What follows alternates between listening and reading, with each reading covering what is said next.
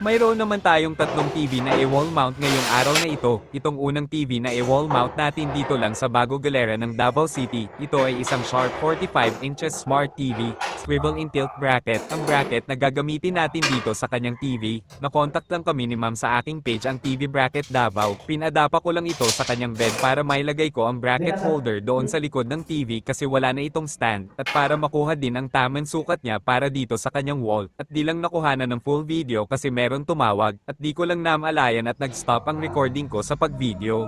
At ito naman ang pangalawa ang i-install natin dito sa may Arezzo Place condo dito sa Doña Pilar, Pampanga ng Davao City. Ito ay isang LG 43 inches. Medyo nahirapan lang ako dito ng kaunti kasi gypsum board ang kanyang wall at di ma-detect ng scanner ang metal studs kaya nagbutas lang ako dito ng kaunti sa kanyang wall para makita yung studs kung saan nakalagay at para doon ko i-screw ang wall bracket frame. Pagkatapos ko makita ang metal studs, nilagay ko na ang bracket doon sa likod ng TV at doon sa wall. Mga metal screw ang ginamit ko dito sa marketplace ng Davao City lang kami na contact ni Sir. At ito naman ang pangatlo na i-install natin dito sa Deca Catalonan Grande ng Davao City. Ito ay isang TCL 43 inches Android TV. Na contact lang kami ni Sir sa aking page ang TV bracket Davao. Ang gusto ni Sir, dito lang sa baba ng aircon ipalagay niya ang TV. Pero nag-advise ako sa kanya baka matuluan ng tubig ang TV. Ang sabi niya di raw matuluan at wala daw din siya dito sa oras ng pagdating ko. Pero meron siya bantay dito sa bahay na iwan at nagpalagay na din ako ng markang kung hanggang saan ang top ng screen ng TV para doon ako kukuha ng sukat sa guide na nilagay niya.